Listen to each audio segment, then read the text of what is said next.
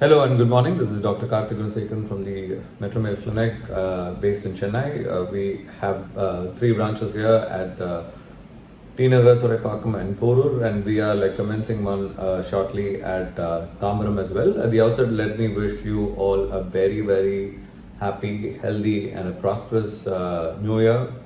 COVID is still doing its rounds. I hope all of you are vaccinated or in the process of getting vaccinated. A very brief quick video about post-exposure prophylaxis for HIV. HIV is no stranger to us, it's been around for about 40 odd years, and all of us know most things there is to know about HIV. But I still see a lot of people coming to my clinic and talking about post-exposure prophylaxis when there is actually no need for taking post-exposure prophylaxis. Post-exposure prophylaxis is basically medicine that is given after you get exposed to the HIV virus. Now, a lot of people just come and ask for post-exposure prophylaxis in spite of wearing condoms, and now the problem here is that they go on Google and read up about problems that can occur when they go to or rather engage in unsafe sexual practices, and they're worried about the fear of contracting HIV. Condoms are absolutely very safe. So if the condom is intact, usually the chance of you getting HIV through penetrative sexual intercourse is very minuscule. So just because you're scared, there is actually no reason to go on post-exposure prophylaxis.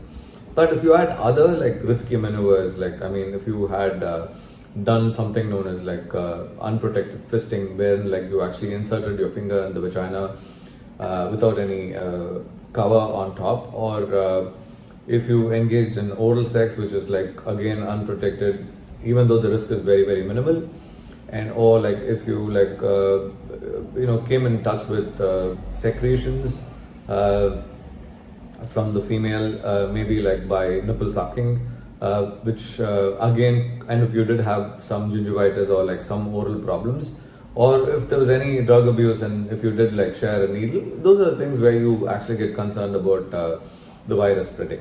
Now, so what is post-exposure prophylaxis? Post-exposure prophylaxis is basically taking antiviral medicines within the first 72 hours after HIV exposure. Now, how protective is post-exposure prophylaxis? Post-exposure prophylaxis is almost about 95 to 98% protective. And so how are these medicines taken? They're usually taken about once a day.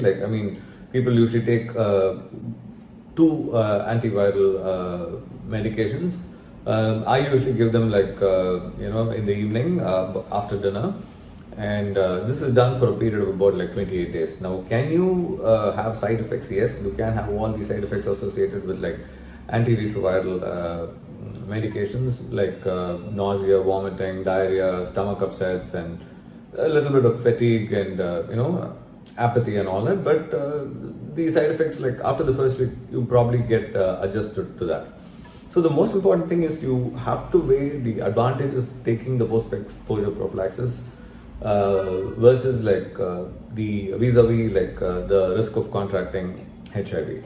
So the most important thing is you do not take post-exposure prophylaxis on the assumption that you will get retroviral or a HIV infection if you do not take it, in spite of indulging in safe sexual practices.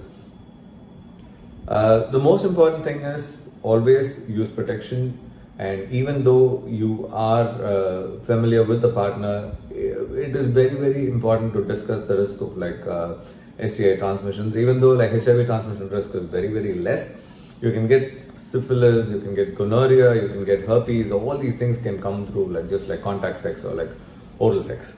So stay safe, and please do consult a doctor before you take post-exposure prophylaxis. I'll be seeing you soon with all of the videos, and before I sign off, a happy new year once again to you.